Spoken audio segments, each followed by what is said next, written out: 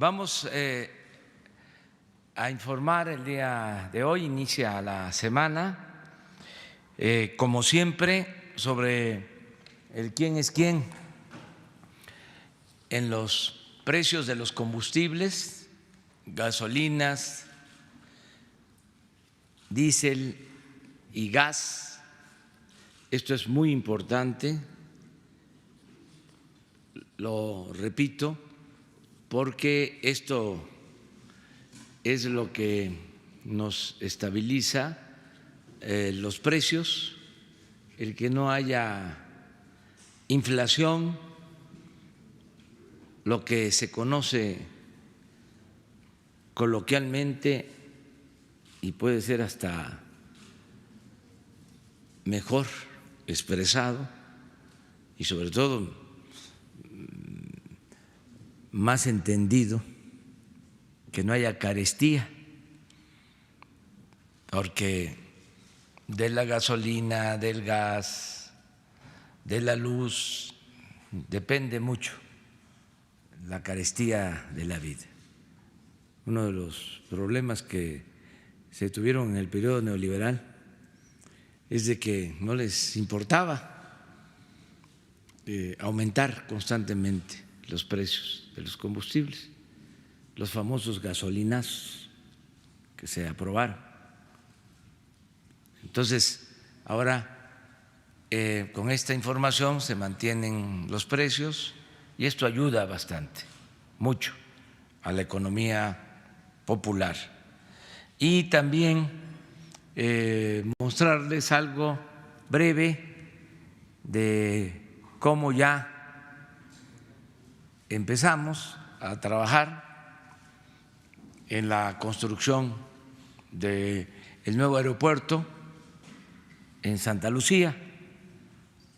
Ya la Secretaría de la Defensa, con su equipo de ingenieros a cargo del general Vallejo, ya inició y les vamos a mostrar cómo en 10 días se va avanzando. Y es también así, no es con ánimo de confrontar, pero es así como para decir suave, suave, suave, tengan para que aprendan. Entonces vamos a ver así este video, muy breve.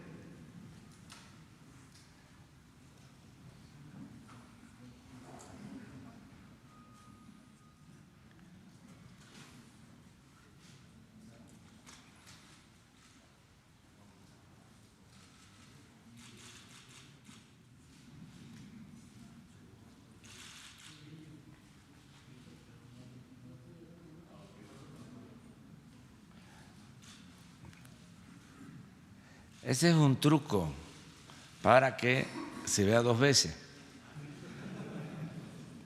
porque como no tiene audio, hay que volverlo a ver.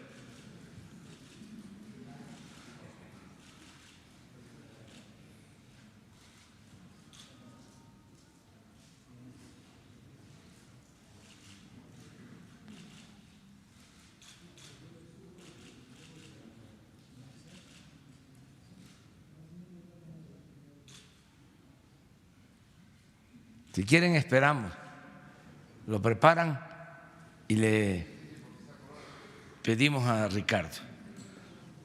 ¿Cómo es que se llama eso? Cuando van a dar a conocer una película.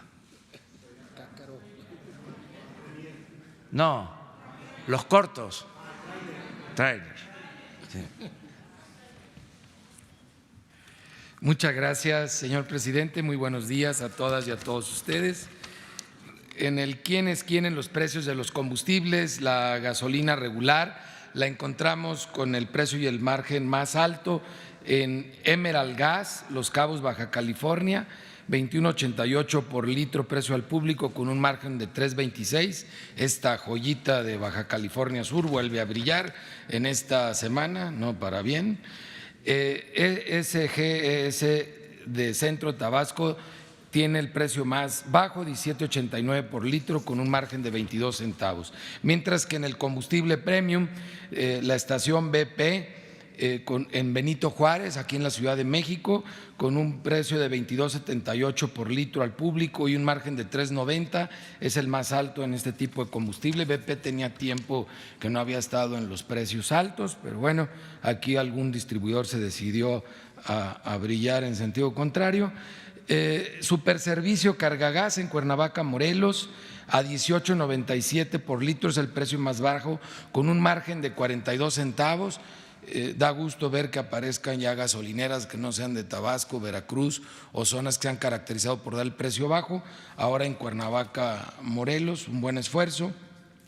Servicios Gasolineros de México en Atotonilco, El Alto, Jalisco, con un precio de 22 pesos 8 centavos por litro y un margen de 3 pesos 16 centavos, es el más caro en diésel, mientras que el más económico lo encontramos en Servicio Periméndez, en Centro Tabasco, a 19.39 por litro con un margen de 37 centavos.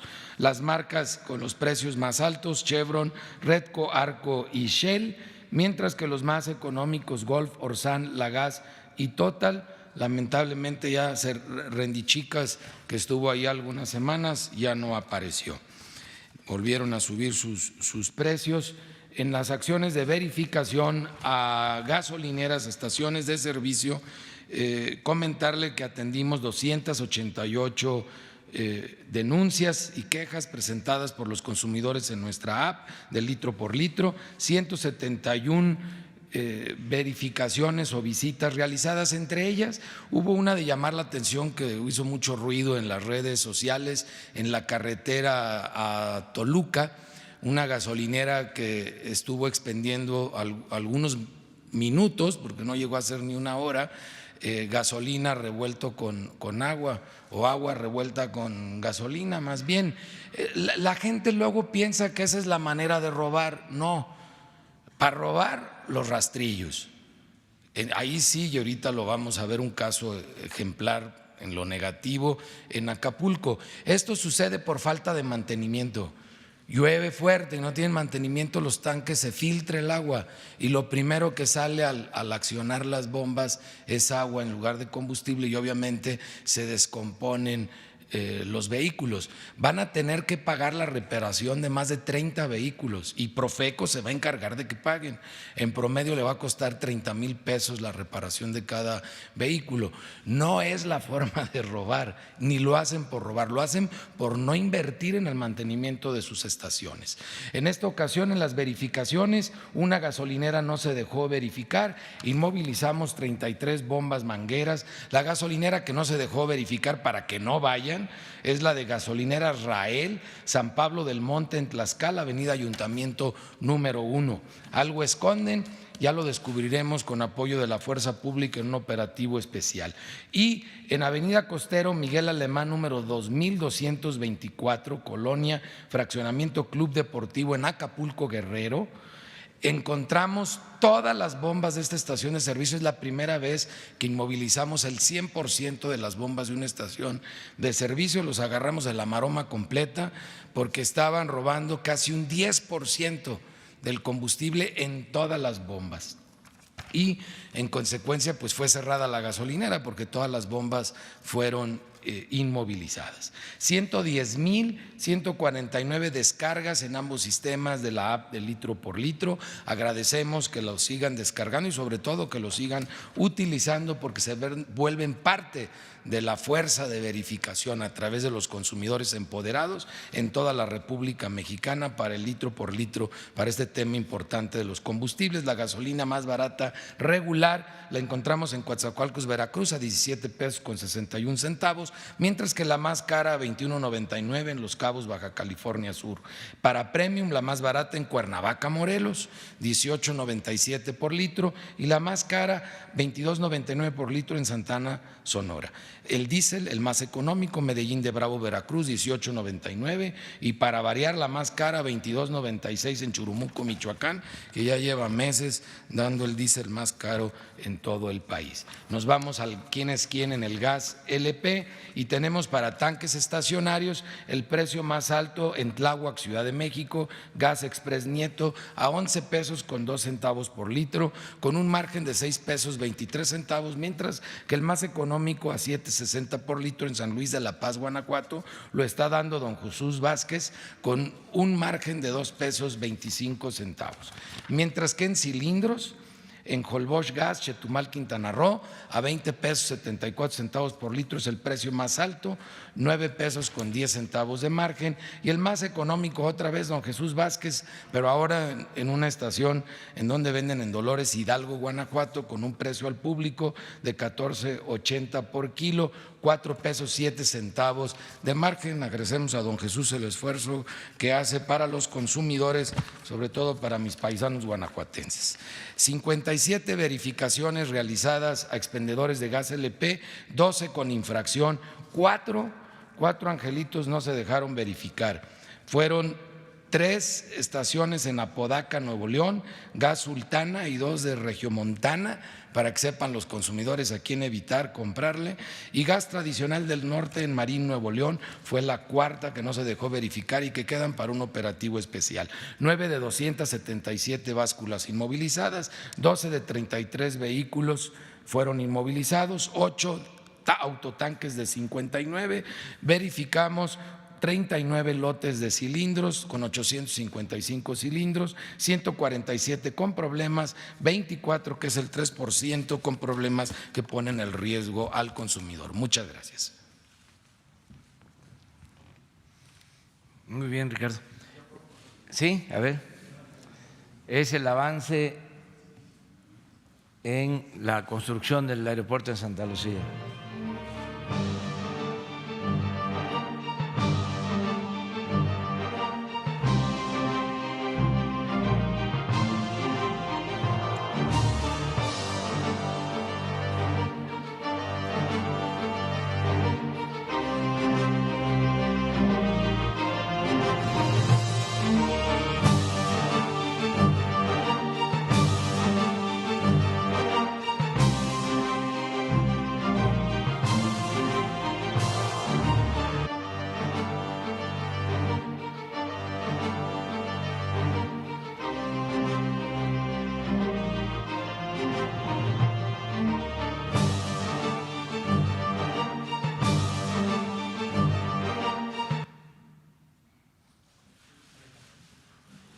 Diez días de trabajo y suelo firme,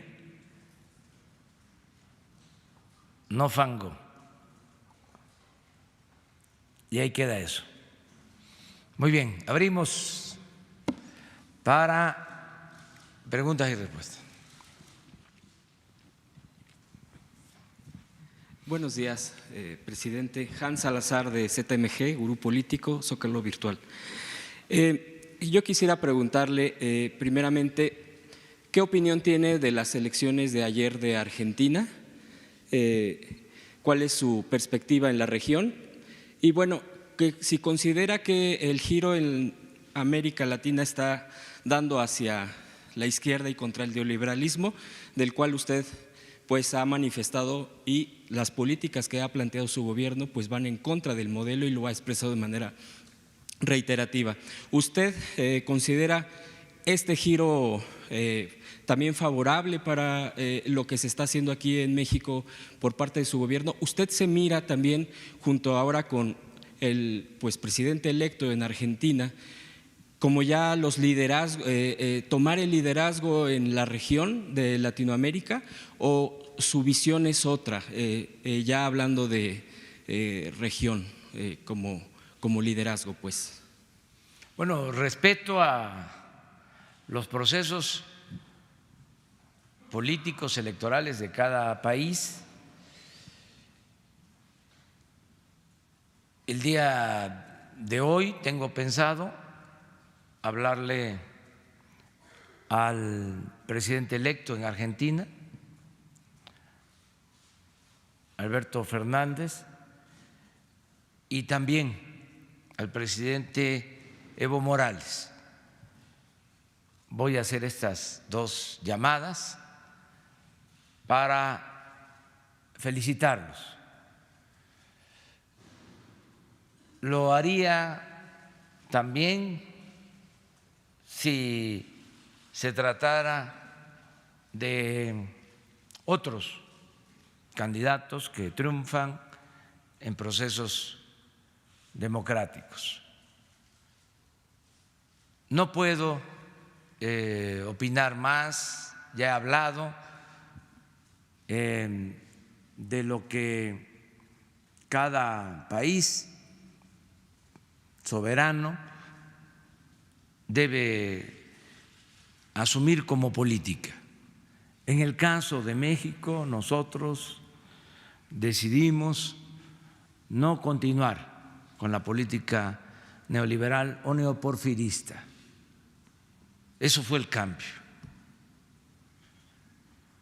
Y estamos llevando a la práctica un modelo nuevo, distinto.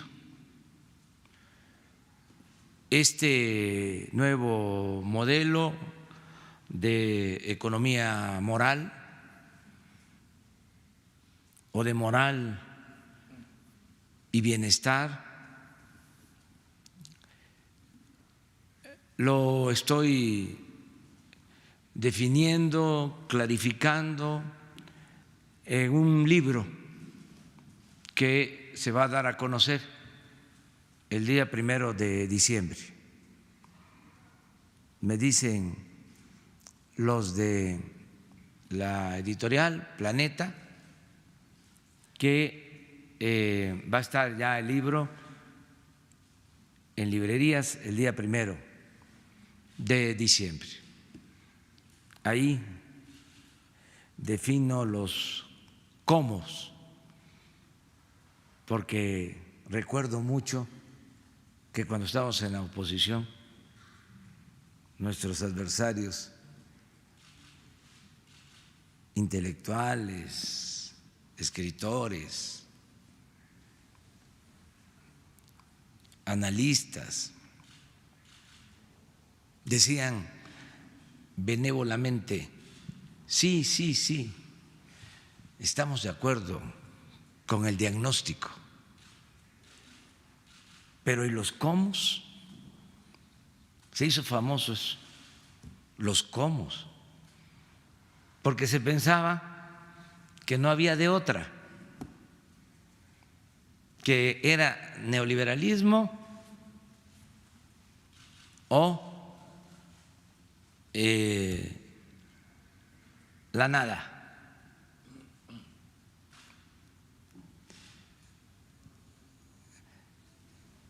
Lo veían el modelo como infalible, como lo más moderno, todo lo demás que se propusiera era atraso,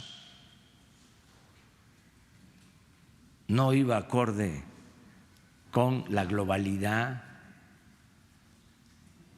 con la nueva propuesta de la privatización. Se consideraba que la privatización era la panacea, que el mercado lo resolvía todo, que para qué el Estado. También solo de manera simulada, porque en realidad utilizaban al Estado cuando necesitaban rescatar instituciones financieras en quiebra y pasarle la deuda al pueblo, entonces sí usaban al Estado. Pero en el discurso lo que decían es de que el mercado se iba a hacer cargo del crecimiento económico, que si llovía fuerte arriba, goteaba abajo. ¿Para qué el Estado? ¿Cómo se iba a meter el Estado a promover el desarrollo, a distribuir la riqueza. Eso no le correspondía. Si había un aguacero arriba, pues iba a gotear abajo, como si la riqueza fuese contagiosa, permeable. Entonces, todos esos sofismas eran una pantalla, al final de cuentas, para saquear. Y así se llevó a cabo en el caso de México el saqueo más grande que se ha cometido en toda la historia de nuestro país. Debe de quedar muy claro que en el periodo neoliberal, en 36 años, se saqueó a México como nunca había sucedido. Ni siquiera es comparable con el saqueo que hubo en los 3 siglos de dominación colonial.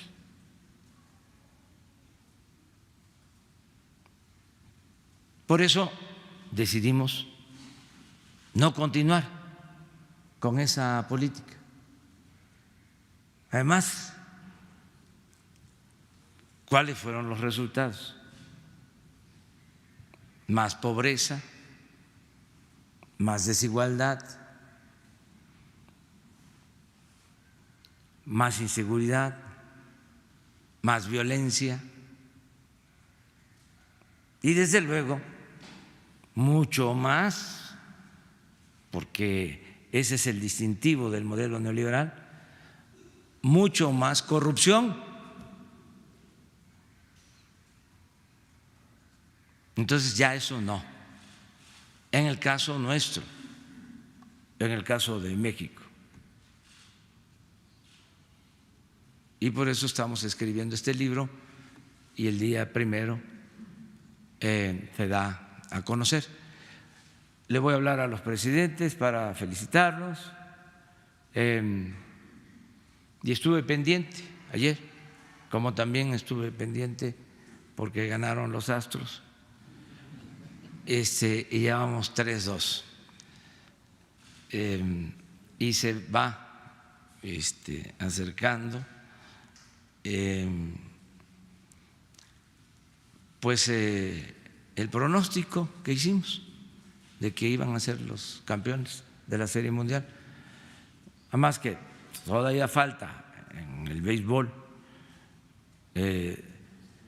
no se acaba hasta que se acaba. Es hasta que cae el último agua. Sí. Segunda pregunta, presidente. Con respecto al mismo tema de Argentina-Bolivia que ahorita usted toca, ¿estaría dispuesto a reunirse, contempla reunirse con el presidente electo y presidente reelecto en próximas fechas? Digo, no inmediatamente, pero sí en próximas fechas para… En esta lógica del intercambio de políticas, de experiencias, para poder ir contra, cambiar este modelo que, ya lo ha descrito, cuál es la afectación que se ha tenido en las sociedades en estos últimos años, que no han décadas, y además de todo, más bien abrir puentes económicos hacia la región de Sudamérica, así como el TEMEC hacia Estados Unidos, que pues eso ya está, incluso aquí se ha planteado de manera muy puntual el avance. ¿Usted estaría pensando en crear estos puentes para equilibrar hacia la región de Sudamérica? Y por último, aprovechando el comentario que hizo de béisbol, ¿apostó a favor de Astros? ¿Hizo apuesta con alguien? No, hice un pronóstico, está en mi Face desde hace 20 días. está mi quiniela, y pronostiqué que la final iba a ser Astro Dodger, no, Astro Cardenal, y ahí sí, pero está Astro, que además es muy importante esta serie porque ya iban 2 juegos ganados a favor de Washington, y en Washington, o sea, los 2 ganados en Washington se realizaron en Houston, estando los de Houston en su casa, perdieron 2 y se van a Washington y Washington pierde en casa 3, está 3-2. Mañana es el sexto. Si gana Astros, ahí se termina. Si pierde, se empata y el miércoles se resuelve. Eso es para los que les gusta el béisbol. Hay que estar pensando en los deportes, y lo mejor es hacer deporte. Eso es lo mejor de todo: caminar, hacer ejercicio, alimentarnos bien, cuidar el peso, no a los productos chatarra, que no haya obesidad. Muchas de las enfermedades tienen que ver con eso y podemos resolverlo. Es cosa ahora que cambió el horario, ya tenemos posibilidad de levantarnos más temprano y hacer un poco de ejercicio. Muy bien. Sí, miren, hace como 15 días estuvo el presidente Cuba con nosotros. La semana pasada el presidente de Costa Rica, y esta semana va a estar el presidente de Panamá. Y estamos con mucho gusto recibiendo a presidentes, lo vamos a hacer con primeros ministros, con jefes de Estado de otros países, para reforzar las relaciones de cooperación para el desarrollo, las relaciones de amistad entre los pueblos. Entonces sí es muy probable que se dé el encuentro con el presidente de Argentina y con el presidente de Ecuador, de Bolivia, y también con el presidente de Ecuador, si él lo solicita, lo pide. Lo había hecho, pero canceló su viaje a México. También lo había hecho, estaba planteándolo el presidente de Chile, pero también canceló. Pero están abiertas las puertas en nuestro país.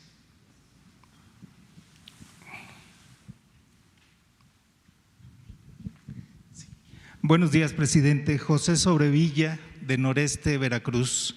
Hay una inquietud acerca de Michoacán por el asunto de la federalización de la nómina de los maestros. Le preguntamos cómo ha avanzado el proceso de esta federalización. Bueno, el propósito es que se actualice todo lo relacionado con el pago a los maestros. Hay desde luego un marco legal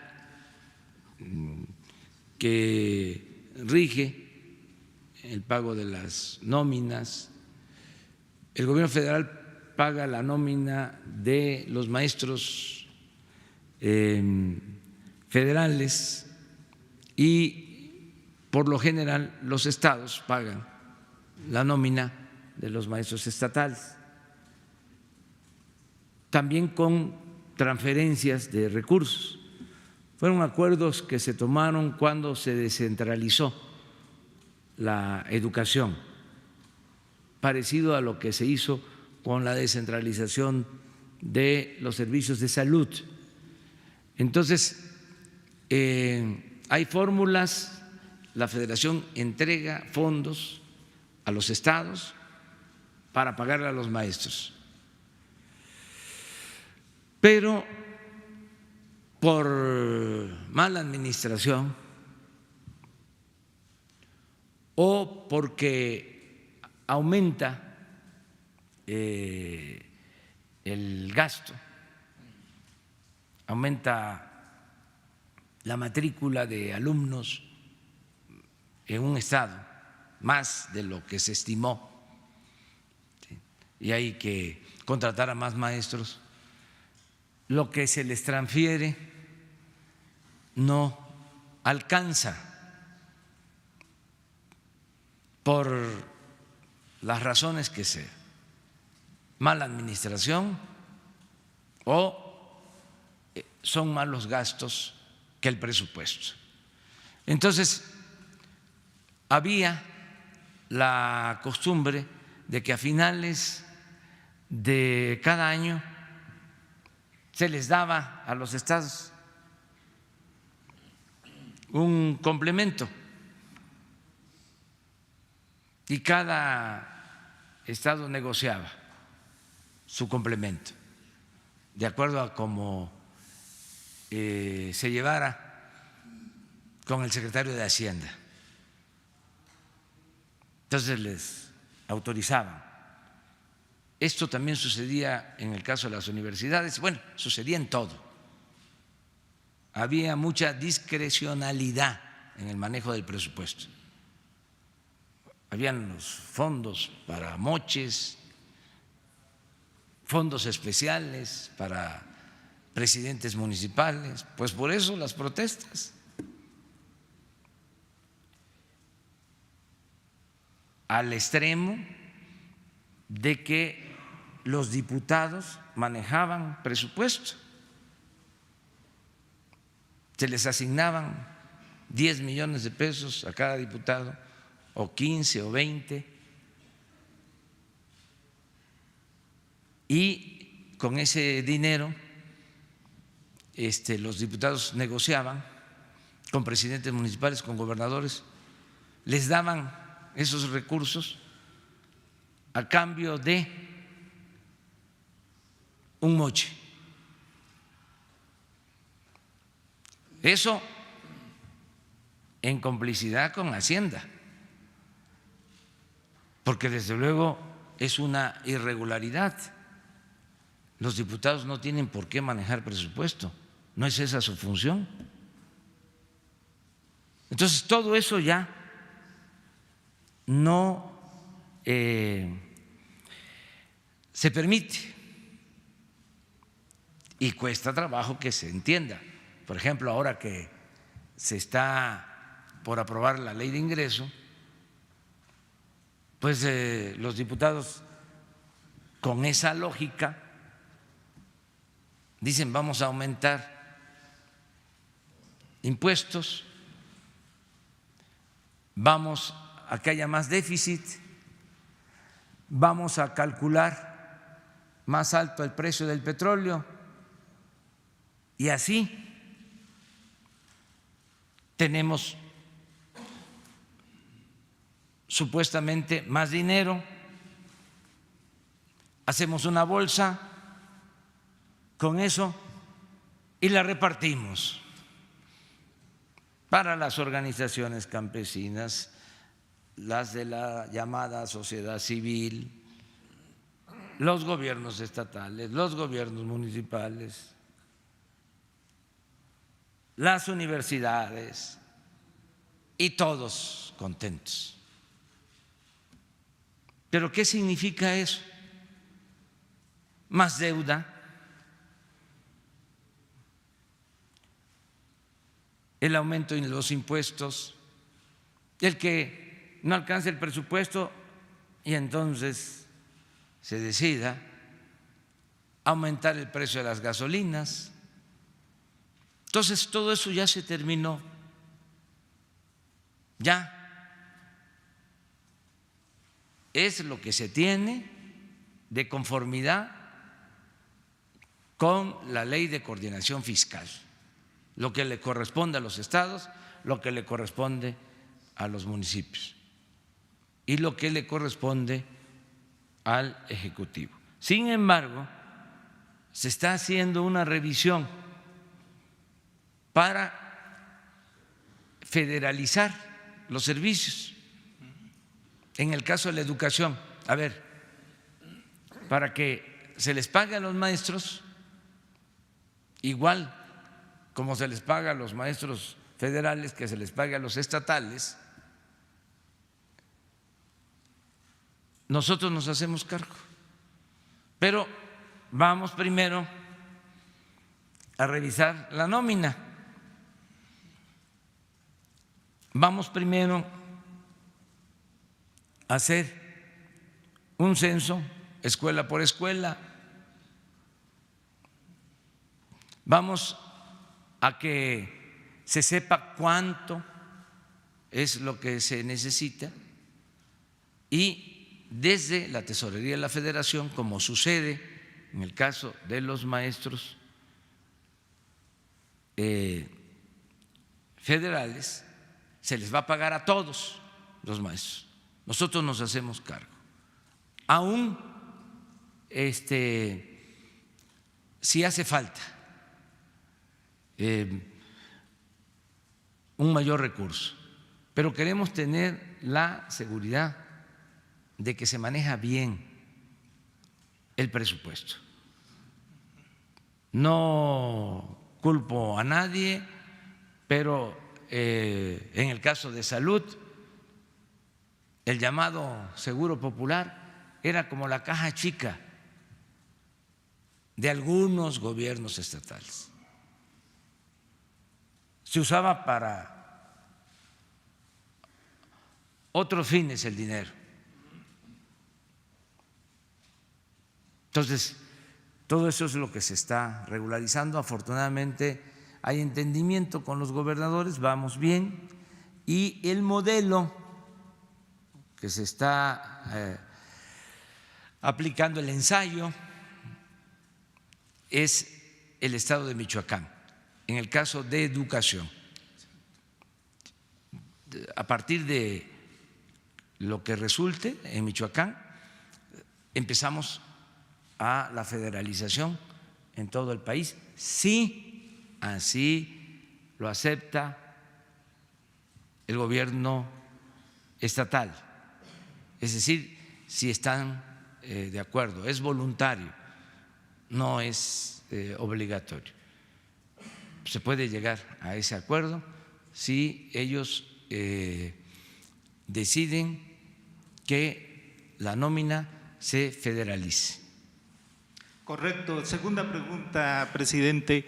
¿Cuándo va a conocer el pueblo mexicano las políticas para la cuarta transformación en medios públicos?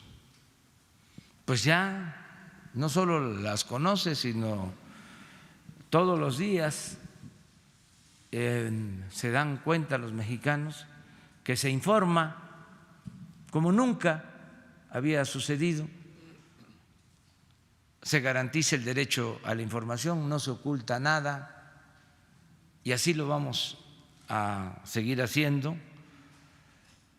Desde luego se tiene que dar a conocer con más frecuencia, porque ya se hace, lo de los convenios o contratos de publicidad con las empresas de los medios.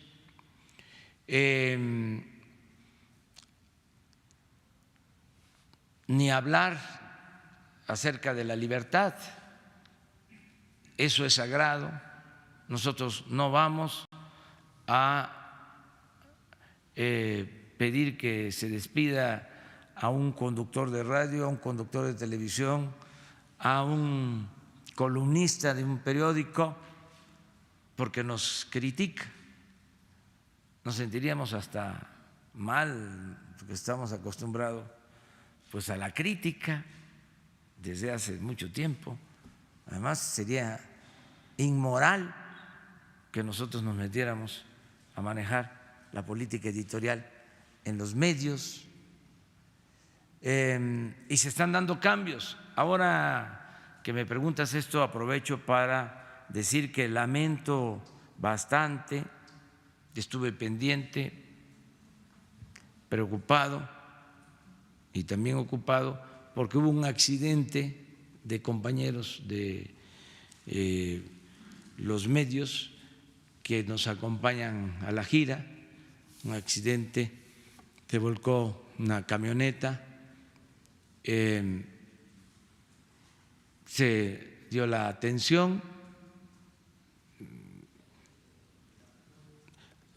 sí fueron varios los lesionados, afortunadamente no graves y ya están en recuperación. Ayer comentaba yo de que pues hay que buscar la forma de evitar los riesgos que no necesariamente deben de ir a cubrir desde aquí. Hay medios que tienen corresponsales, que sería mejor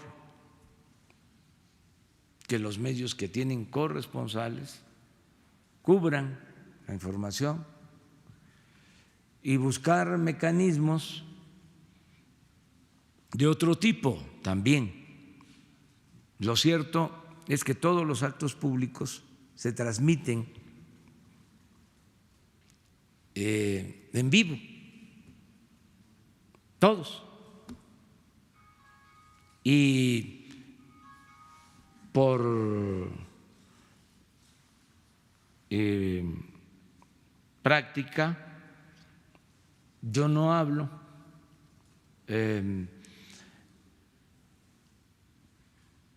más que en los actos públicos. A veces llego a un estado y están los periodistas y me quieren ahí entrevistar y procuro esperar hasta el acto. Esto es para que los que van con nosotros, que están sacando maletas o no llegan, que como se dice, no se les vaya la nota.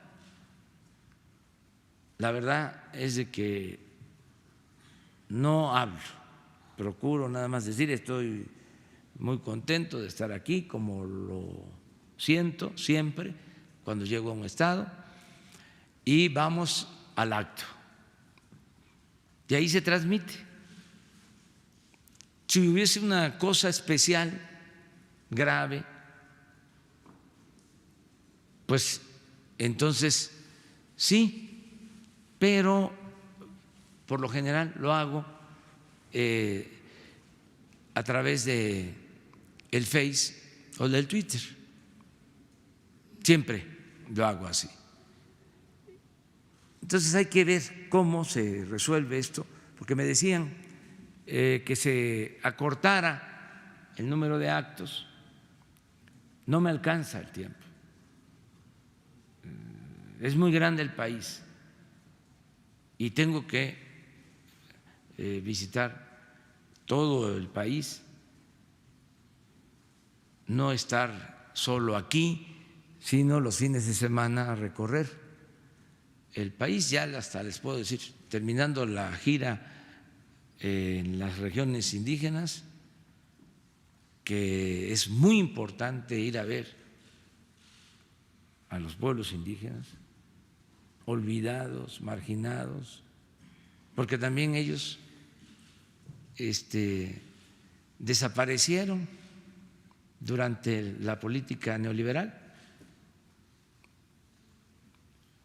Antes del neoliberalismo, hasta los años 80, tenían vida los centros coordinadores indigenistas Bueno, se fundaron la mayoría en los años 70.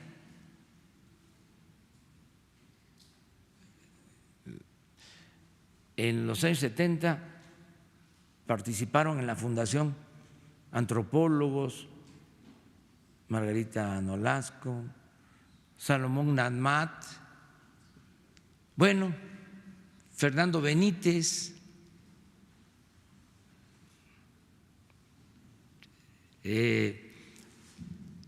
había una atención especial.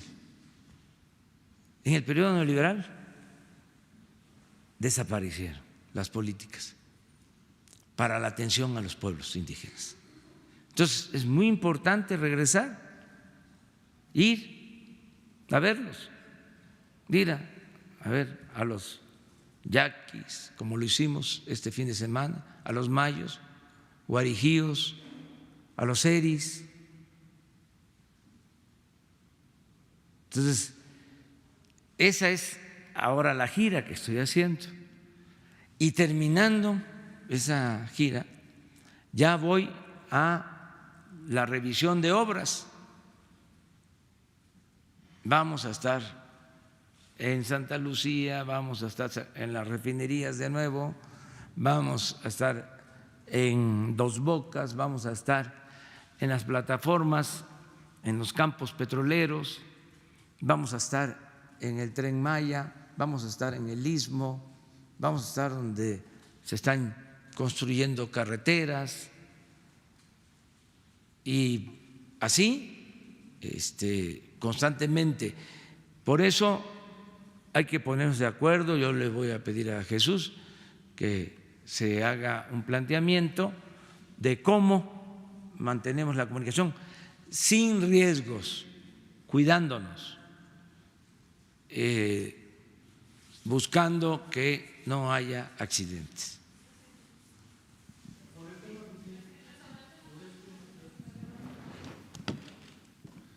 Gracias, presidente. Buenos días, Alejandro Lelo de la red de Círculo Digital. Preguntarle al presidente, ¿cuál va a ser la definición en este tema de el apoyo que se le da a los medios de comunicación, a los periodistas que hemos viajado con usted a las giras? Y se lo planteo en el sentido de que este apoyo que se da de traslado no es simplemente porque uno como periodista reciba una especie de dádiva, un trato especial, tiene que ver también con el cumplimiento del artículo 6º constitucional, que es el derecho a la información. Es una forma de facilitar el gobierno el cumplimiento de ese artículo. Y, presidente, ¿cómo garantizar también la seguridad de nosotros cuando hay ese tipo de giras? Porque este caso del sábado, este accidente, viene precedido de otros casos delicados. En diciembre nos extraviaron en la selva y en la zona de Centla, que usted debe conocer bien, porque en vez de irnos de Campeche hacia Chiapas por Tabasco, se metieron por la selva. Luego hubo otro incidente recientemente en Oaxaca, chocó una camioneta sin mayores problema. En Sinaloa se nos acabó la gasolina en plena carretera en una zona bastante insegura. En Chihuahua hace unos días se perdieron en la zona de la sierra. En diciembre en Nayarit trasladaron a los colegas en una camioneta pick-up, con todos los riesgos que esto implica, presidente. Y a pesar de que paga, los municipios son los que pagan este tipo de vehículos, sí hay una corresponsabilidad de la Presidencia de la República. Y se lo digo también porque el sábado, de acuerdo con declaraciones de la gente de la propia presidencia, se le informó al área de logística, bueno, el primer viernes cuando recogieron las dos camionetas, que no estaban en muy buen estado y dijeron de todas maneras se las llevaron. El sábado, ese día se descompuso una de las camionetas, no la que chocó, y también es evidente, la camioneta que chocó, las llantas están completamente lisas. Entre todos estos incidentes antes de lo que ocurrió el sábado, platicamos con Jesús Ramírez para proponerle que nosotros podíamos pagar los medios, la renta de las camionetas, y que se rentaran unos vehículos en mejor estado, en mejores condiciones, con choferes más aptos, más capacitados. Y pues no hubo una respuesta favorable. Dijimos, bueno, nada más ayúdenos con la logística, que la camioneta esté en el aeropuerto para que podamos movernos, porque Como usted sabe, seguirlo en las giras es sumamente complicado porque uno maneja 110, 100 kilómetros por hora y su comitiva siempre va bastante más rápido, 120, 130 kilómetros por hora no lo podemos alcanzar. Además, llegar a algunos lugares es complicado. Hay zonas peligrosas, presidente. Cuando fuimos a los municipios huachicoleros en Hidalgo y en el Estado de México, por ejemplo, en febrero, fuimos en un vehículo militar precisamente por el riesgo que implicaba. Cuando fuimos a Ciudad de Reynosa traíamos un vehículo artillado del ejército protegiéndonos adelante y otro a la retaguardia, ese ya no era artillado. Entonces, presidente, ¿cómo lograr sobre todo la seguridad de los periodistas? Porque parece una ironía que cubrir la fuente presidencial también ya se convirtió en un riesgo para los periodistas en México. Si me puede responder eso, presidente, gracias. Sí, yo creo que ponerse de acuerdo con Jesús, hacer un plan, ya no es como antes, es que antes pues había una atención especial, se gastaba mucho en eso. Nosotros lo que estamos procurando es ahorrar en todo. Yo les puedo comentar que cuando estábamos en la oposición no nos cubría nadie. Durante años no había en los actos nuestros periodistas. Tengo que reconocer que durante mucho tiempo en la oposición solo nos cubría la jornada del éxodo por la democracia, lo cubrió la jornada completa. Luego que nos roban la presidencia y empezamos a recorrer todo el país de nuevo, un periódico, un periodista,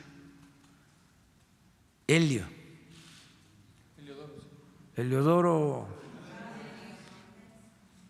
Cárdenas, sí, de Milenio, no alcanzó a conocer todos los municipios, pero sí, yo creo que conoce de Heliodoro como el 85% de los municipios de México, el único. Él padeció de un accidente, porque traíamos dos camionetas, una adelante, otra atrás, y la de atrás que venía, no periodistas, sino compañeros que ayudan, y venía Helio, se volcó de Poza Rica para acá, por Huauchinango, Puebla. Afortunadamente también no pasó nada.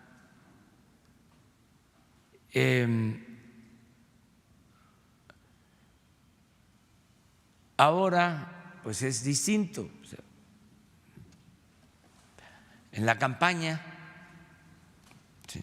sí, se cubría y se apoyaba con el transporte en la campaña. Entonces vamos a buscar la forma de resolverlo ahora. Procuramos, a mí hasta me molesta cuando veo las caravanas. Yo hice campaña con 2 camionetas, éramos 4, nada más. Y ahora me molesta de que tantas camionetas, ¿no? O sea, ¿por qué tanto gasto? Es distinto lo de la prensa, estoy hablando de la comitiva, ¿sí? Pero aquí aprovecho para, te lo digo a ti, Puerta, para que lo escuches tu ventana. no me gusta. Si van los presidentes municipales, cada presidente municipal, su camionetona. Y a veces hasta con ayudantes. Mejor que se pongan de acuerdo los presidentes municipales y se vayan en un solo vehículo, ¿no? Todos juntos. Los que tienen que ir, evitemos el gasto. No es el caso de los periodistas. Hay que buscar la forma, ponerse de acuerdo. Quiero decir que le tengo toda la confianza a Jesús Ramírez, porque a veces hay grilla, politiquería. Entonces, Jesús es un hombre con principios, con ideales, una gente honesta, de lucha. Descanso mucho en él, me apoya mucho. Jesús es mi brazo derecho, le tengo toda la confianza. Entonces, además, fue periodista. Jesús fue director del periódico Regeneración, que llegó a tirar hasta 15 millones de ejemplares por tiraje, y fue periodista de medios. Y Jesús Cantú lo mismo. Entonces es cosa de que se pongan de acuerdo, se reúnan y se defina qué hacer en este caso. Y desde luego garantizar por encima de todo la seguridad, garantizar la seguridad. Yo también cuido eso, todos cuidamos eso. En los traslados hay veces que tiene uno que ir pues a cierta velocidad, tampoco tanta. Como ven, voy leyendo, voy viendo cosas, a lo mejor no me doy cuenta, ya me voy a ir dando cuenta para que despacio, pero sí se calculan bien los tiempos y sí llegamos. Nada más que no podemos hacer giras para estar en un acto, en un día. Está habiendo tantas cosas pendientes. Entonces, y tantos municipios. Entonces tenemos que aprovechar. Si ya fuimos a Sonora, pues vamos a Álamos, pues terminemos en Bahía de Quino, ¿no? Pasemos con los yaquis, pasemos con los mayos. Se aprovecha, pues, en el caso de Sonora, pues ya nos encontramos con los grupos indígenas del estado. Nos faltó ir a Caborca, pero bajaron representantes del norte de Sonora. Entonces ahí vamos, y se tiene que mantener esta gira para recoger los sentimientos de la gente, y es mi trabajo, es lo que tengo que seguir haciendo. Presidente, me permite otra pregunta muy Sí. rápido sobre la Ciudad de México. La semana pasada se reforma la Constitución para que, entre otras cosas, la Procuradora del Distrito Federal pueda ser la fiscal ya en la siguiente etapa. Es un poco lo que decía en la discusión en el Congreso de la Ciudad de México, es la fiscal carnal, así decían textual.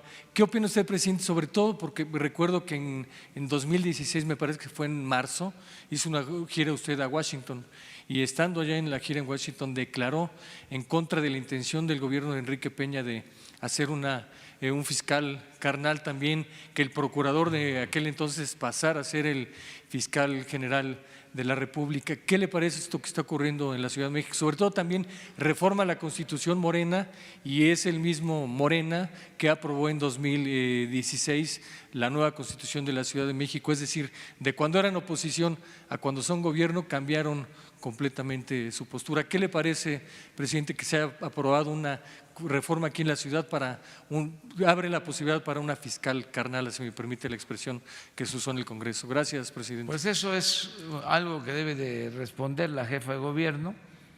También en ese caso, le puedo decir que se me hace desproporcionada la comparación, con todo respeto, porque lo que se quiso hacer, no sé si se hizo en el sexenio pasado, pues sí estaba más complicado en lo relacionado con la Procuraduría. No sé si sea el mismo caso, hay que verlo, pero desde luego que son situaciones distintas. No somos iguales,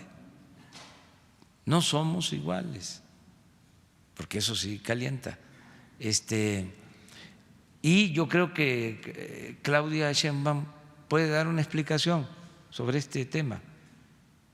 Yo no estoy tan involucrado, tan enterado, sí tengo que saber de todo, pero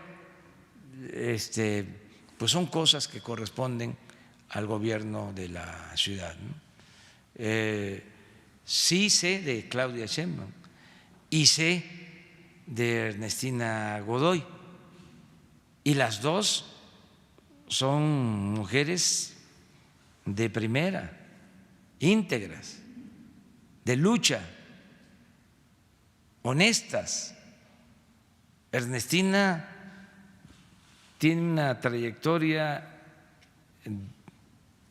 en la oposición, en el gobierno, destacadísima. Ustedes saben que cuando yo integro el gobierno, en el 2000, hace casi 20 años, pues sí, para la jefatura de gobierno, yo quería a Ernestina como consejera jurídica, pero la busqué para decirle, porque venía del movimiento de abogados democráticos y me dijo: sí, pero tengo un problema, no me he titulado, estaba impedida.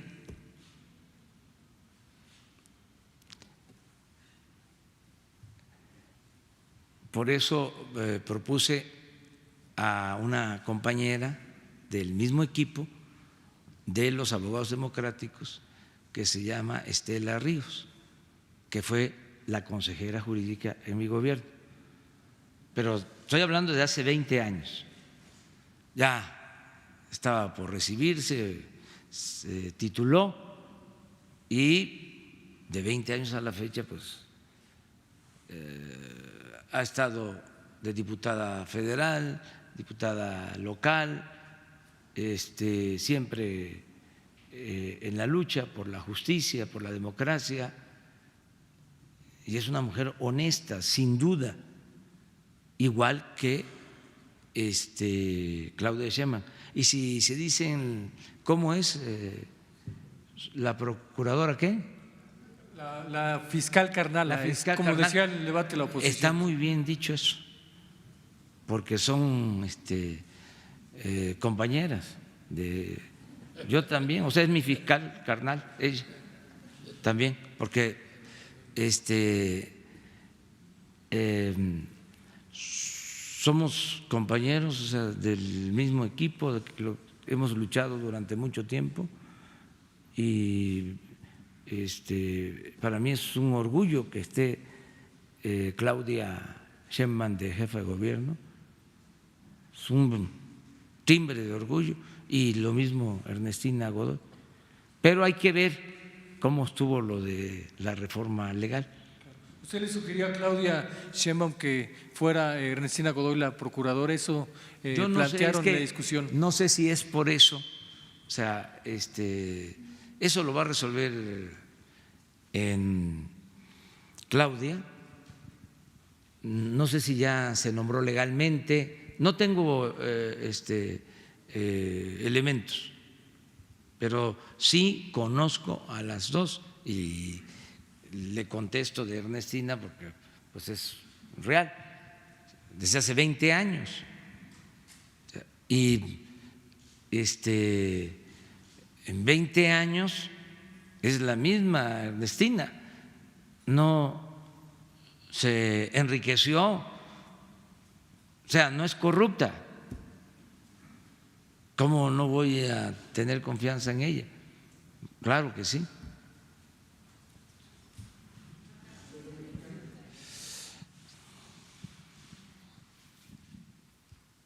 Muy buenos, santos y bendecidos días, presidente y todos los aquí presentes. Gracias. Desde Mexicali, Baja California, Edgar Ponce, Canal 66 y Canal 44 de Ciudad Juárez, Chihuahua. Después de los incendios en Tijuana, Tecate, Rosarito y Ensenada, donde se perdieron 3 vidas, más de 5 personas lesionadas, más de 14,000 hectáreas dañadas en Baja California, había únicamente 26 elementos de CONAFOR. Sabemos que ya hay un acuerdo de palabra para apoyar a las más de 600 familias que se quedaron sin hogar allá en la frontera, en Baja California. Pero también sabemos que se hizo un recorte en CONAFOR por más de 1,229 millones de pesos. No es todo lo que sucede en Baja California, no sé si el delegado federal haya pasado los reportes, pero ante esta incertidumbre de los apoyos, también se sigue batallando para que le paguen a los maestros activos, jubilados, pensionados, y desde agosto no se le paga a los maestros interinos. No hay dinero en Baja California, manifiesta el gobernador. Ya se dijo también que el gobierno federal va a absorber los apoyos para los recursos de los inmigrantes, y más de 50,000 van en este año y más de 15,000 que están esperando asilo político o un procedimiento en los Estados Unidos. No hay dinero tampoco, dice el gobierno del estado. Un número considerable de adultos mayores no sabe dónde está el apoyo para ellos. Señor presidente, los bajacalifornianos ya no creen en los discursos del gobierno del estado y están muy lejos las muestras de apoyo del gobierno federal. No se sienten, no se perciben. No podemos esperar a que se vaya Francisco Vega del gobierno del estado, los bajacalifornianos, para que se nos apoye. ¿Qué le contesta a los bajacalifornianos que tienen estas necesidades? Pues que estamos apoyando. Yo tengo una información distinta. ¿Cómo es que se dice? Tengo otros datos. Durante el tiempo de los incendios, que todavía se mantienen en un 10%, porque ya se han apagado, en un 90%, en Ensenada y en Tecate, que fue donde afectaron más. Y en efecto se perdieron 3 vidas, 2 por quemaduras y 1 vida por asfixia. Tengo todo el informe, estuve pendiente de todo el operativo, independientemente de lo de los elementos de la comisión para la conservación forestal. Trabajó el ejército, se desplegó la Marina, la Guardia Nacional, se actuó pronto, no se descuidó el problema del incendio. Tengo las pruebas de lo que le estoy diciendo. Por eso se redujo pronto el incendio, se apagaron el fuego. Esa es la información que yo tengo. Bueno, hasta el gobernador lo reconoció y tengo también manera de probarlo, porque es nuestra responsabilidad y cumplimos. Acerca de lo de los maestros se está atendiendo, es un asunto parecido al que expuse, de falta de recursos que no le alcanza al gobierno del Estado, pero no le debe la Federación. O sea, estamos al corriente. Nosotros hemos transferido los fondos que corresponden de conformidad con la ley. Si no alcanza, es por lo que planteé. Entonces, se está atendiendo también el asunto. Hace 15 días estuve en San Quintín y fui a decirles que se va a ampliar el hospital de San Quintín.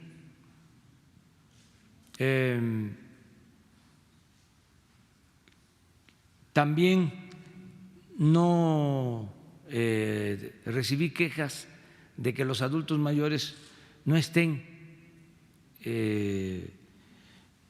obteniendo sus apoyos, sus pensiones.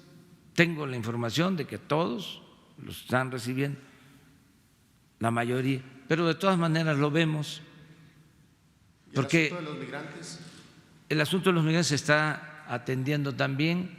Hay una disminución considerable en toda la frontera del número de migrantes.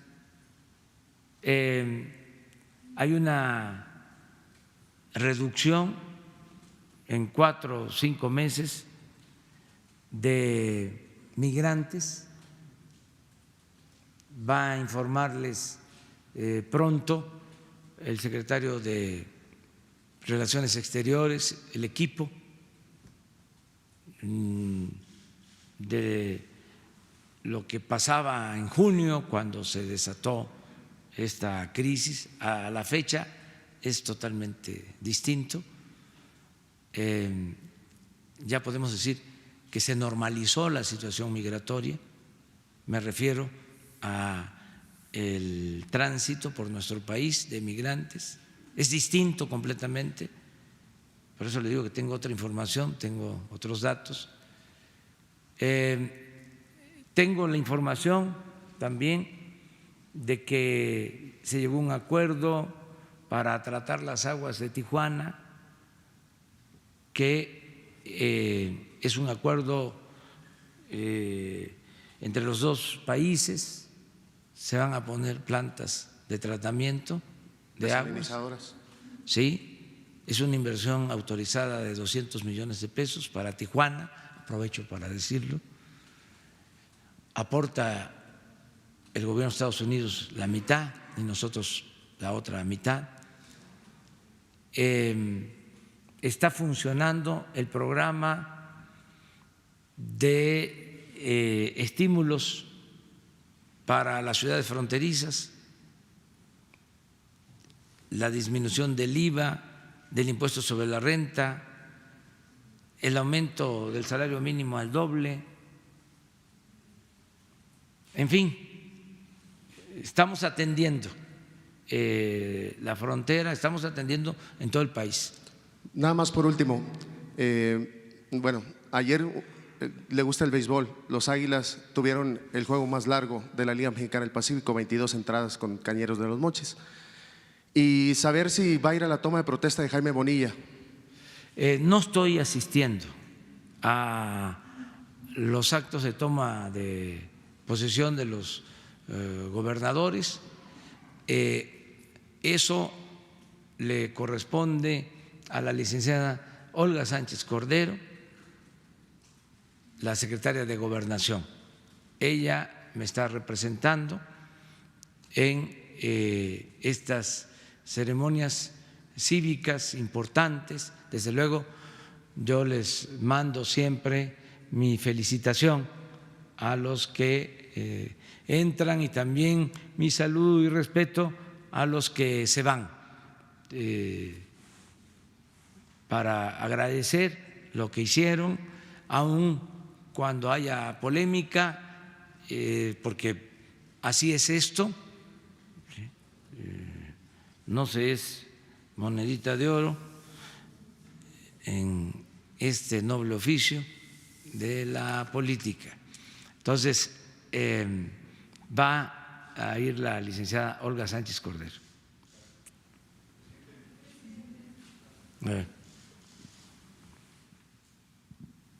Presidente, buenos días. Juan Carlos Machorro, del portal Expoc. Presidente, acaba de entrar en funcionamiento la NOM 035, donde empresas y gobierno tienen que cuidar la salud y el estrés de su personal. En este caso, pues el gobierno que usted encabeza, ¿cómo está haciendo o cómo va a hacer esta labor de cuidar a su personal? Y también, ¿cuál sería su llamado a las empresas? En este caso, tenemos el ejemplo, bueno, de los compañeros que lamentablemente tuvieron este accidente. Pues hay que cuidarnos todos. Ya lo dije, lo repito, es muy importante la alimentación, cuidar la alimentación, porque no comer demasiado es comer mejor y pues tener una alimentación equilibrada, de proteínas, de carbohidratos, de vitaminas, son los tres componentes, y comer lo más natural que se pueda, regresar a la dieta de antes, muchos casos, el frijol, el maíz, maíz y frijol es de lo mejor, porque se pensó de que las tortillas eran malas para la alimentación, que no había que comer muchas tortillas. La tortilla es muy sana, el frijol, proteína de primera, cuidar la alimentación, hacer ejercicio lo más que se pueda, caminar. Eso ayuda mucho, además quita estrés. Yo cuando puedo y voy a practicar al campo, al béisbol, a practicar béisbol, imagínense, con el bat, veo la pelotita y le pego durísimo, o sea, y ahí me desquito.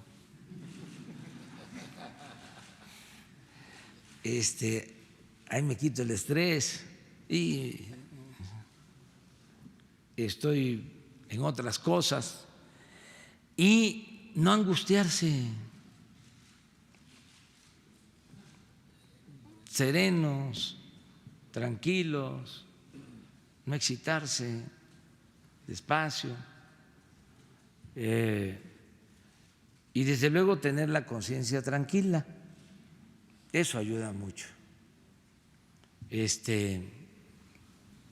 estrés viene también de portarse mal. ¿Cómo no va a estar estresado alguien que está robando? O sea, más en esta etapa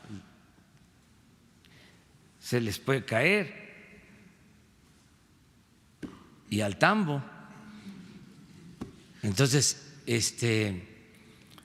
hay que buscar eso, ¿no?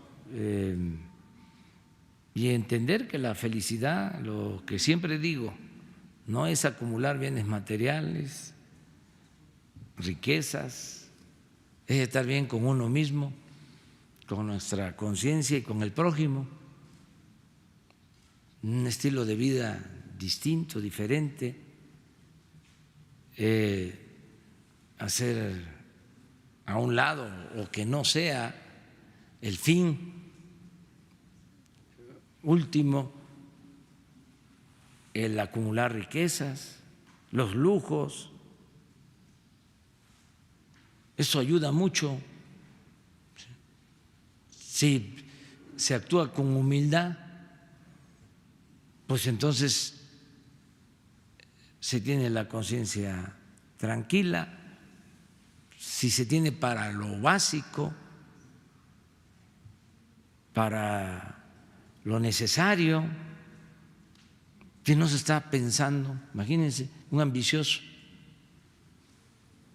que nada más le importa el dinero, no duermen, no descansan. Eso hace daño a la salud. Hay países en donde los que apuestan a la bolsa, por ejemplo, y se cae la bolsa,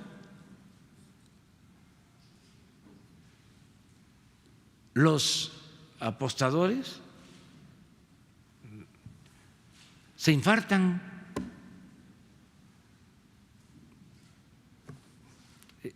Sí, se suicidan. Imagínense eso. Entonces, hay que estar en calma, tranquilos. Una segunda pregunta, si me lo permite. Usted ha llamado en ocasiones a que el sector empresarial debe actuar de forma ética. Las personas y el equipo de trabajo que va a llegar a la presidencia de Argentina también ha mencionado que se tiene que tener un sector empresarial que, valga la redundancia, solo obtenga utilidades razonables. ¿Cómo nota usted que tiene que ser esta relación empresas con gobiernos emanados de la izquierda en Latinoamérica? Gracias. Bueno, en el caso de México yo pienso que la responsabilidad mayor la tiene el gobierno. El gobierno debe dar el ejemplo. El problema que se tenía era que el gobierno daba el mal ejemplo. Y entonces ya no se tenía autoridad para pedir a los demás un recto proceder. Si el funcionario público se metía a los negocios,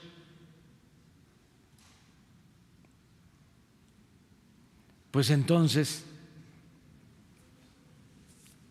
estaba permitido que todos lo hicieran, y al funcionario público solo le deben de interesar los negocios públicos.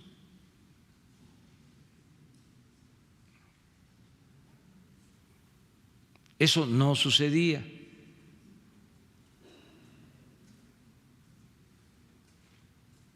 Si hay rectitud en el gobierno, entonces sí se tiene autoridad moral para pedir un recto proceder a todos. Y así lo están entendiendo los empresarios y lo están entendiendo todos los que tienen que ver con el gobierno, que tienen relación con el gobierno, proveedores, contratistas.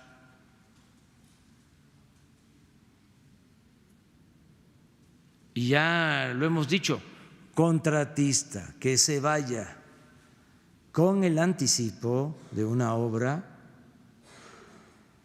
aquí se le va a mencionar, le vamos a dar su premio como el que se les da a los que cobran más por la gasolina y a ver cómo se va a quitar eso. ¿Qué le va a decir a su familia?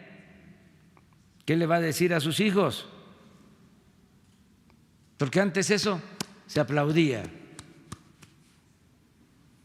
Qué hábil, qué vivillo, ya transó, ya le ganó al gobierno, ya le ganó al fisco.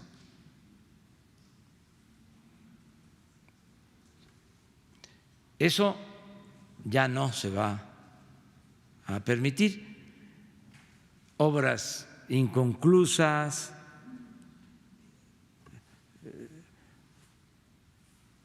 obras entregadas a quienes no tienen experiencia en construcción, pero tenían influencias y les daban los contratos. Políticos vendiendo medicinas, ¿qué pueden saber de eso?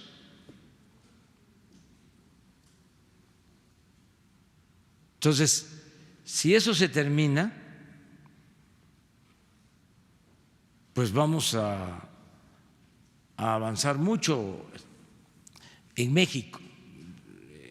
En cada país pues, tienen que sacar sus definiciones. Lo que sí es que la corrupción destruye, es un cáncer y hay que desterrarla. De eso no hay duda.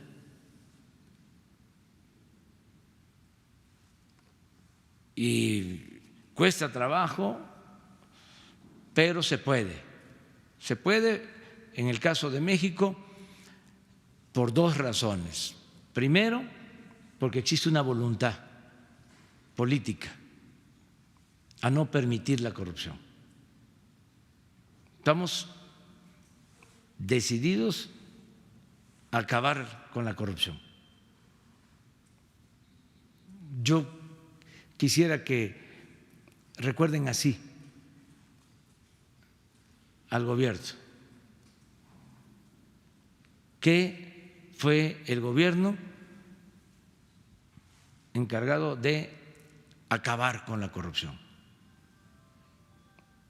en la historia, porque son pocos los periodos de honestidad que han habido en la historia de México. Muy pocos.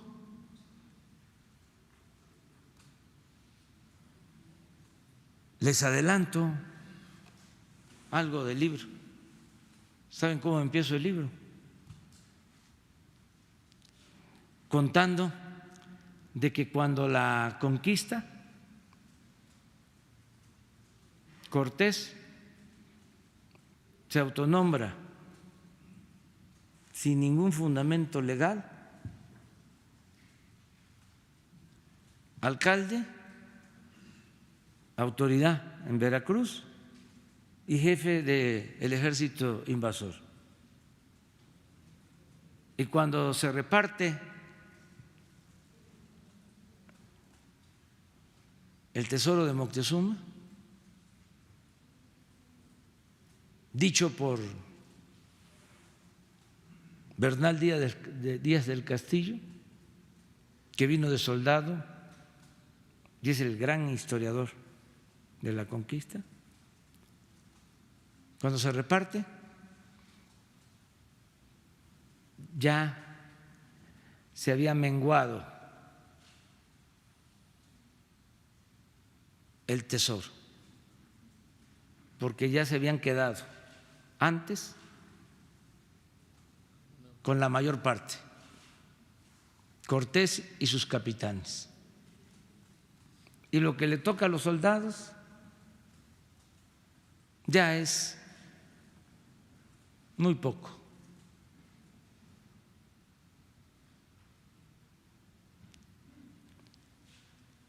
En la colonia,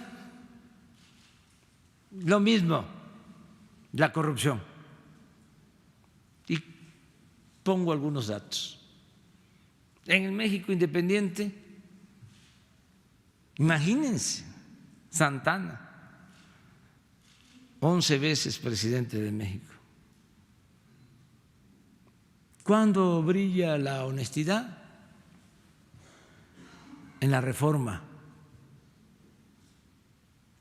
en la República restaurada, en los 10 años de gobierno de Lerdo y de Juárez y de Lerdo, porque los liberales de la Reforma surcían sus uniformes, entregaban buenas cuentas.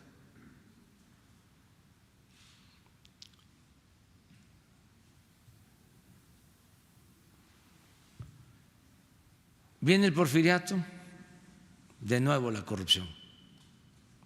En alta los negocios, la entrega de las concesiones para el petróleo, los negocios con los ferrocarriles, con las tierras. No pudo la revolución con eso. Siguió la corrupción. Continuó. Acuérdense de lo que contaba Obregón, que cuando le quitaron el brazo en la batalla de Celaya, en el enfrentamiento con los villistas, no encontraban su brazo y él mismo decía que un amigo que lo conocía muy bien sacó una azteca, una moneda, y la alzó, y vino el brazo a agarrar el azteca, y así recuperó su brazo. Y luego, pues, ya saben que pasó, algunos sexenios menos, otros más, pero nada, ya lo dije al inicio de esta conferencia, se compara con el saqueo que se desató en el periodo neoliberal. No hay precedente. Entonces, imagínense lo importante para México, para todos los mexicanos, el que podamos decir: la Cuarta Transformación significó acabar con la corrupción. Y ahí sí ya me voy contento a Palenque. Ya. Y ese es el propósito, y lo vamos a lograr. Y esto va a permitir el renacimiento de México, porque si no hay corrupción, hay presupuesto, alcanza el presupuesto. No hace falta aumentar impuestos, ni crear impuestos nuevos, ni endeudar al país. Lo que más dañó a la Revolución Mexicana, lo que tronchó la vida de la Revolución Mexicana, fue la deshonestidad de los gobernantes. Y el último periodo fue nefasto.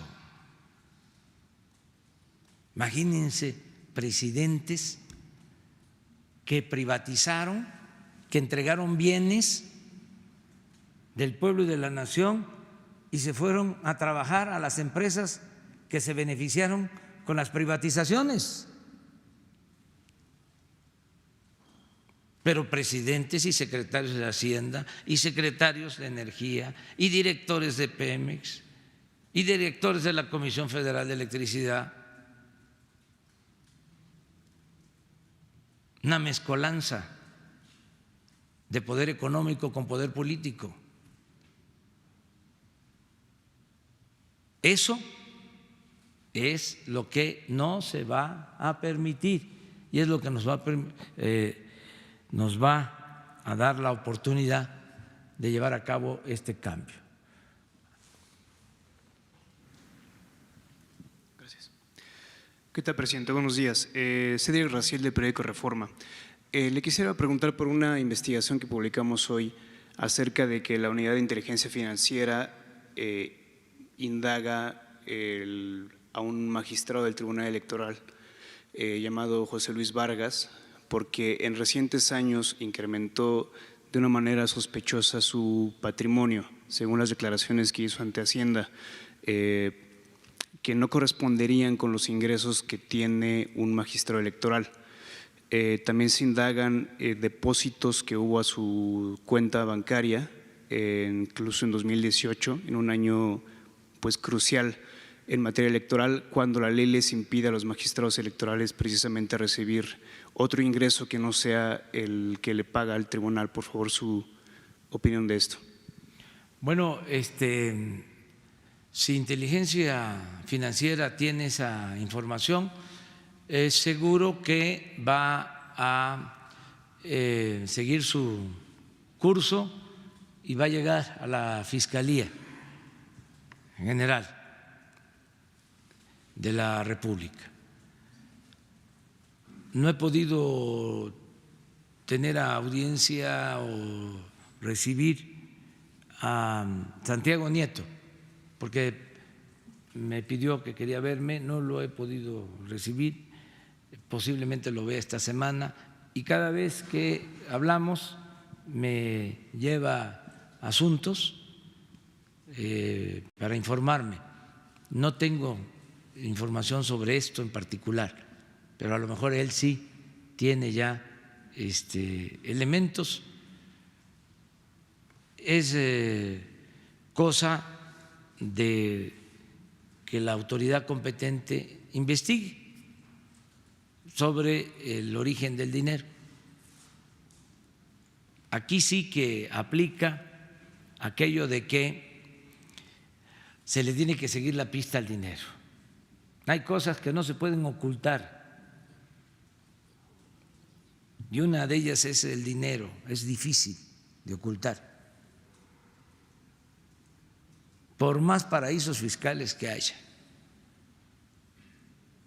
es difícil, muy difícil. Además, por lo general el corrupto es fantoche y presume. Entonces, ¿qué hacen los corruptos? Así, como estilo, comprarse residencias, departamentos en el extranjero,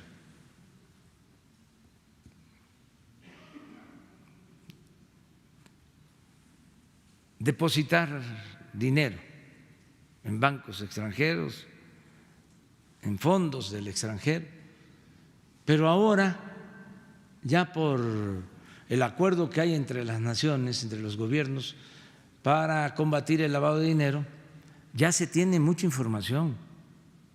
Es muy difícil que no se sepa.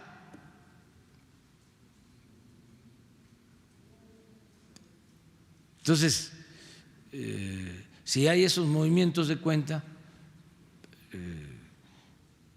se tiene que investigar. ¿Qué magistrado es? Es el magistrado José Luis Vargas Valdés. Y del Instituto de la Sala Superior Tribunal del Tribunal Electoral, sí. Sí, no sabía.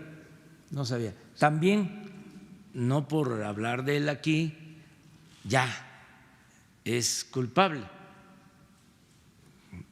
Eso tiene que demostrarse. No podemos nosotros utilizar juicios sumarios, ¿no?, para desacreditar a personas que no cometieron ilícitos. Hay que ver de qué se trata. ¿Saben qué es un buen referente? La cantidad. Pero cuando es así de millones, pues ahí sí ya no hay duda, porque pues por mucho que gane un funcionario, no alcanza para ahorrar tanto. Sí, según los, ¿Cuánto es los este informes caso? que se consultaron, aumentó su patrimonio 4 veces anuales, sus ingresos anuales. Sí, hay que verla. Sí. Y hay que buscar la forma de que se conozca el asunto. Si usted ha enfatizado en revisar casos de corrupción en el Poder Judicial y hasta ahora los casos más llamativos han sido los de jueces, digamos, de asuntos penales, pero este sería quizá un primer caso de corrupción de jueces electorales, podría ser. Es que debe de haber también en lo electoral, porque han resuelto asuntos muy controvertidos. Nosotros hemos padecido eso. Y puede ser por fobia, por diferencias políticas, ideológicas, partidistas, pero si no es por eso, si no suena lógico, suena metálico. Si no es por eso, es por dinero. Pero ya eso se terminó y no se va a tolerar la corrupción. En este caso y en otros hay que investigar y que no se permite. Y qué bien que todos estemos pendientes y denunciando la corrupción. Sí, ahora que lo menciona, como dato, este magistrado pertenece al un ala de la Sala Superior que en la elección de 2017 del Estado de México propuso, por ejemplo, no sancionar el reparto de tarjetas, de la tarjeta rosa, y que también bateó las acusaciones de financiamiento ilegal, por ejemplo, de OHL a la campaña del Mazo. Sí, hay que investigarlo, hay que saber de qué se trata. Gracias, presidente. Mi segunda y última pregunta es, ayer terminaron las asambleas distritales que forman parte del proceso interno de renovación de la dirigencia de Morena. Se realizó la asamblea que le corresponde a Jitko Polemski y justo nosotros detectamos que hubo irregularidades allí en la votación. A los militantes se les entregaron acordeones, ¿no?, papeles con los nombres de los morenistas líderes que debían elegir como consejeros, entre ellos precisamente la dirigente Jitko Polemski, y esta irregularidad se repitió, no solamente ocurrió ayer, se repitió en muchas asambleas, esa irregularidad y muchas otras.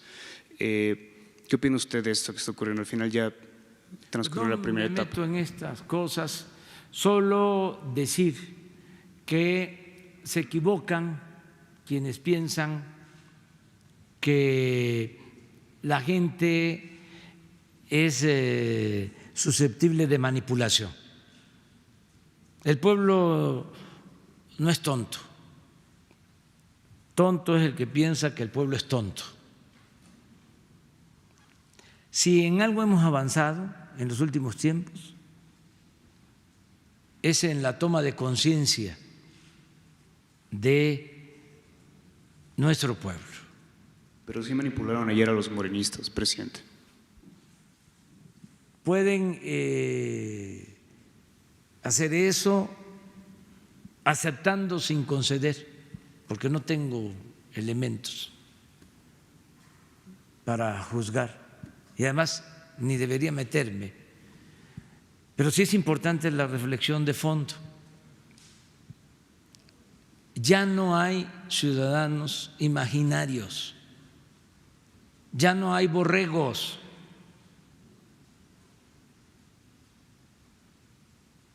¿A dónde van?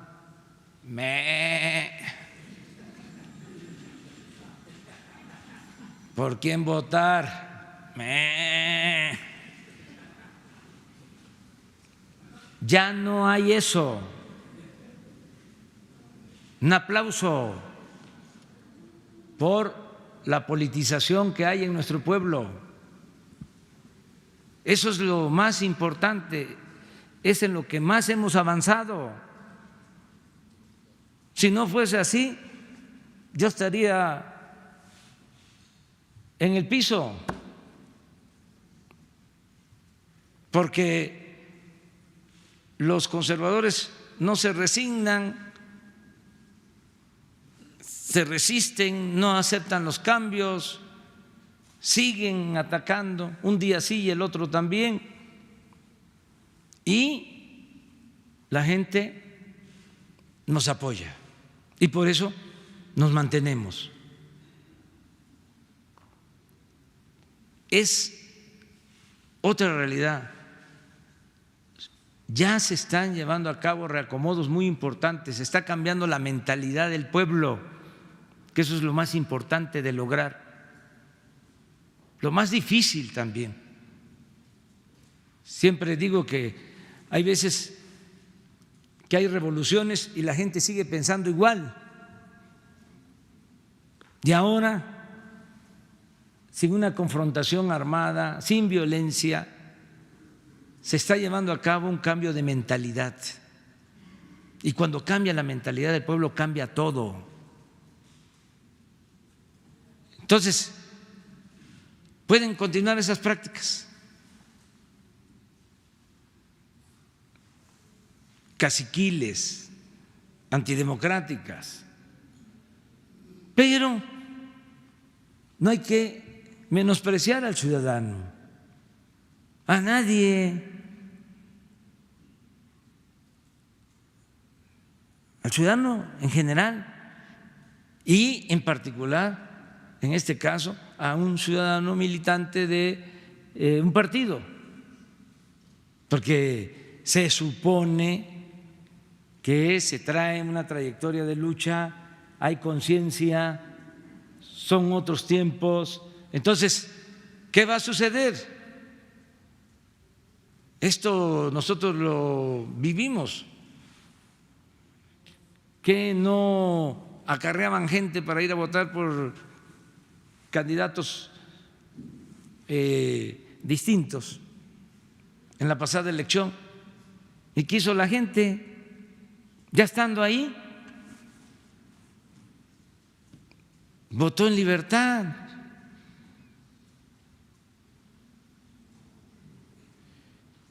Entonces, es lo mismo. Tiene que haber una votación para elegir a los dirigentes, estos dirigentes partidistas, esto también para los dirigentes sindicales, libre, secreta, directa. Y yo creo que ya nadie quiere ser manipulado o nadie va a permitir ser manipulado. Entonces, tener confianza en eso. Y se van a equivocar muchos, pero eso se sorprenden, porque suele pasar que desprecian al pueblo, lo consideran manipulable, menor de edad, y no, ya no está así, ya es otra cosa. Entonces, esa es mi opinión. O sea, todos esos intentos, en el caso de que fuese cierto lo que estás planteando, no van a prosperar, porque tengo entendido que va a haber una elección, tienen que elegir, no sé, van a participar 1,000, 2,000, 3,000 y van a votar ahí. ¿Y qué les puedo decir? No solo a los militantes de Morena, a todos los militantes y a todos los ciudadanos No se dejen manipular,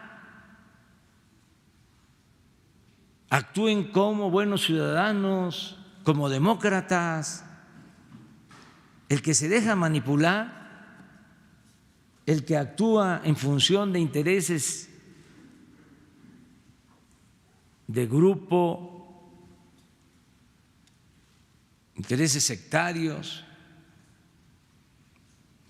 no es un buen ciudadano, no es demócrata. Y para que quede claro, no está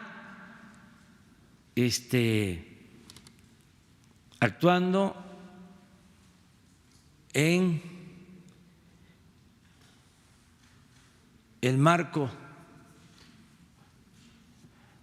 de definición de principios de la Cuarta Transformación.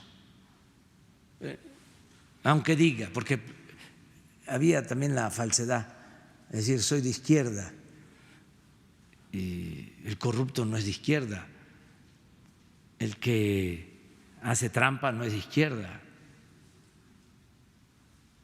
el que no le importa el pueblo no es de izquierda.